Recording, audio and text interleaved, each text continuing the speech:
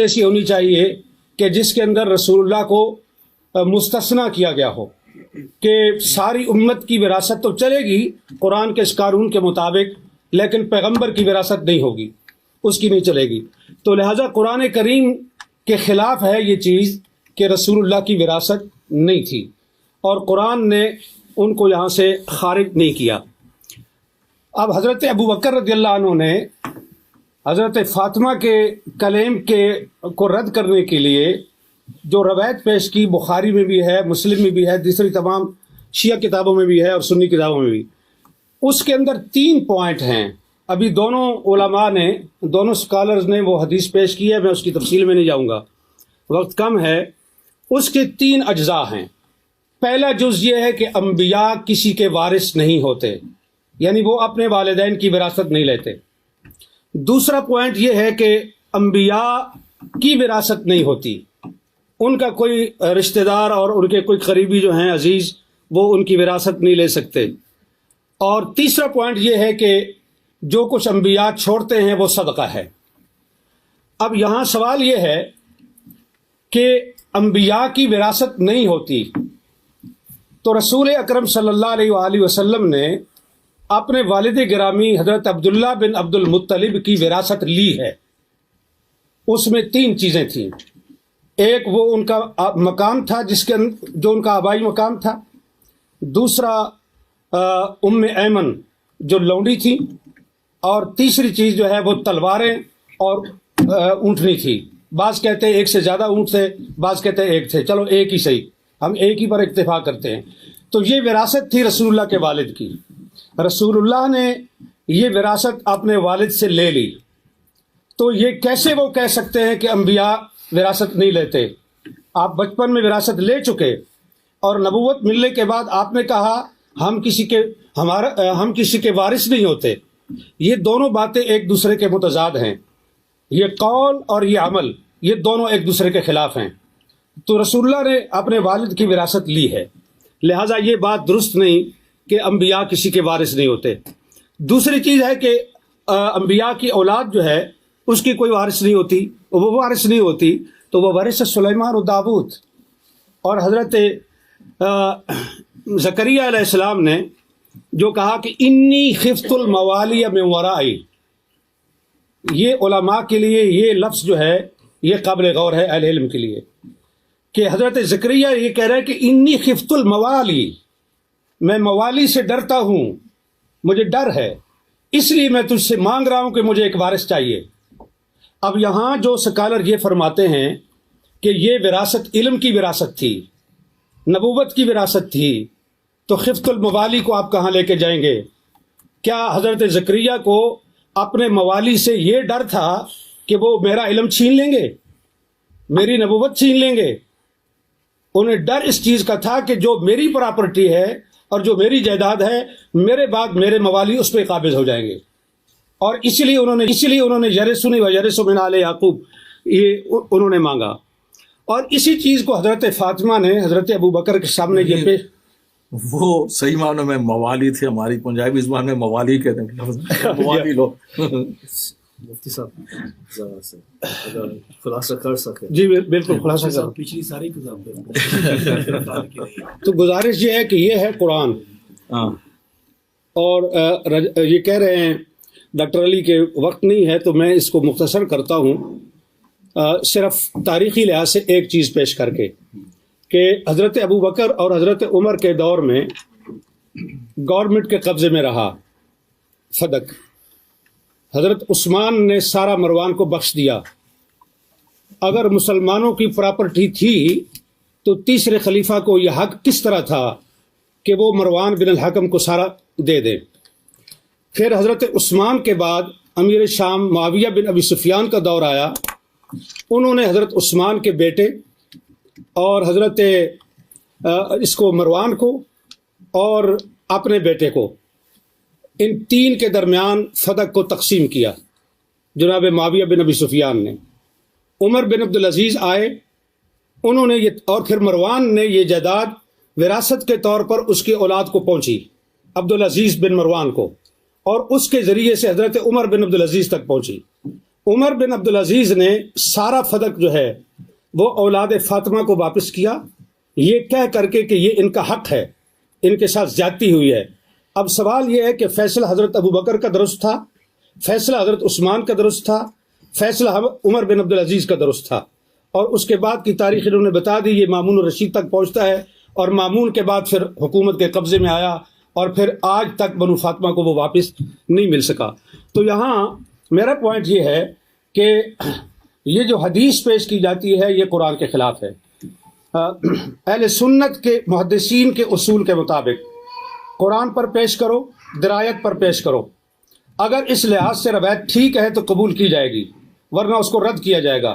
بخاری کے اندر روایت آنے کا یہ مطلب نہیں ہے کہ ہم اس کو آنکھیں بند کر کے قبول کر لیں، یہ روایت قرآن کے سریعاً خلاف ہے۔ بسم اللہ الرحمن الرحیم۔ کہ ایسی ہونی چاہیے کہ جس کے اندر رسول اللہ کو مستثنا کیا گیا ہو، کہ ساری امت کی وراثت تو چلے گی قرآن کے اس قانون کے مطابق، لیکن پیغمبر کی وراثت نہیں ہوگی، اس کی نہیں چلے گی۔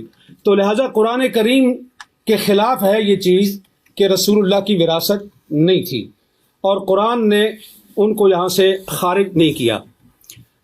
اب حضرت ابو بکر رضی اللہ عنہ نے حضرت فاطمہ کے کلیم کو رد کرنے کے لیے جو روایت پیش کی، بخاری میں بھی ہے، مسلم میں بھی ہے، دوسری تمام شیعہ کتابوں میں بھی ہے اور سنی کتابوں میں بھی، اس کے اندر 3 پوائنٹ ہیں۔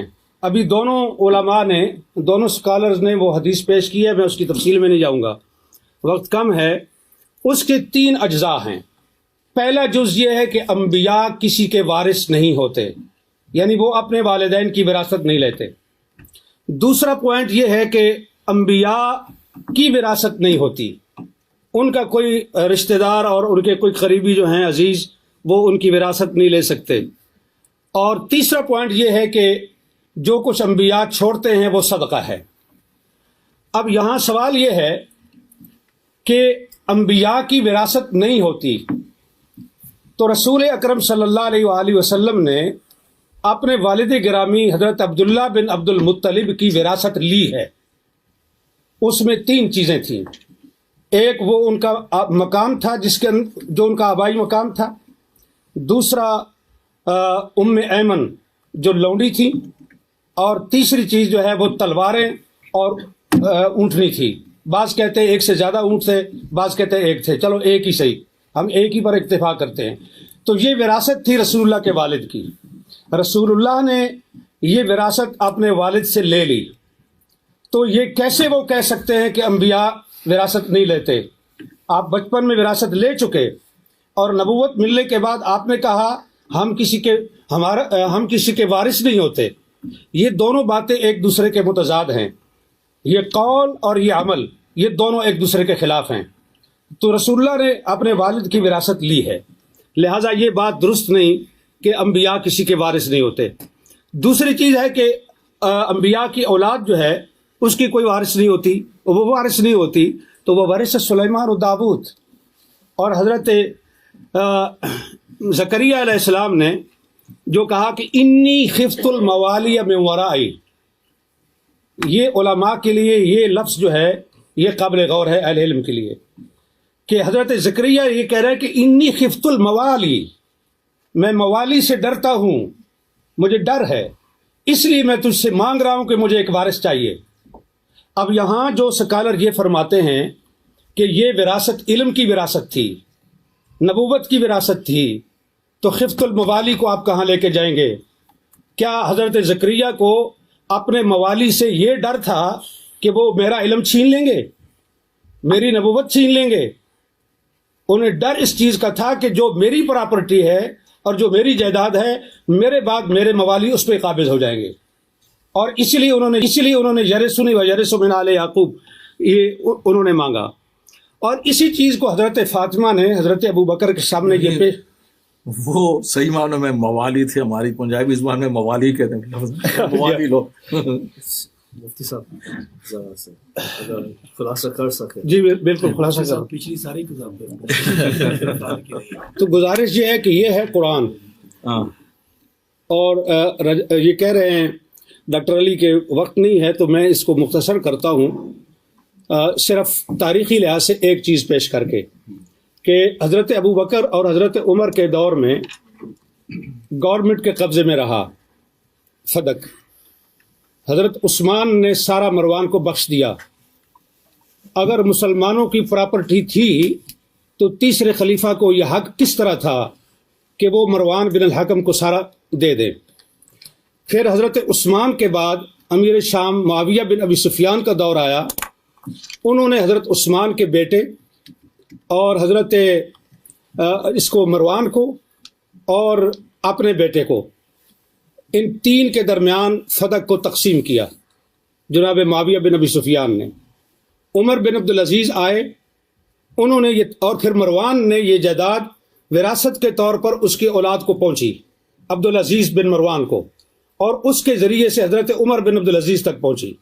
عمر بن عبدالعزیز نے سارا فدق جو ہے وہ اولاد فاطمہ کو واپس کیا، یہ کہہ کر کے کہ یہ ان کا حق ہے، ان کے ساتھ زیادتی ہوئی ہے. اب سوال یہ ہے کہ فیصلہ حضرت ابو بکر کا درست تھا، فیصلہ حضرت عثمان کا درست تھا، فیصلہ عمر بن عبدالعزیز کا درست تھا، اور اس کے بعد کی تاریخ انہوں نے بتا دی. یہ مامون الرشید تک پہنچتا ہے، اور مامون کے بعد پھر حکومت کے قبضے میں آیا، اور پھر آج تک بنو فاطمہ کو وہ واپس نہیں مل سکا. تو یہاں میرا پوائنٹ یہ ہے کہ یہ جو حدیث پیش کی جاتی ہے یہ قرآن کے خلاف ہے. اہل سنت کے محدثین کے اصول کے مطابق قرآن پر پیش کرو، درایت پر پیش کرو. اگر اس لحاظ سے روایت ٹھیک ہے تو قبول کی جائے گی، ورنہ اس کو رد کیا جائے گا. بخاری کے اندر روایت آنے کا یہ مطلب نہیں ہے کہ ہم اس کو آنکھیں بند کر کے قبول کر لیں. یہ روایت قرآن کے شریعت خلاف ہے. بسم اللہ الرحمن الرحیم.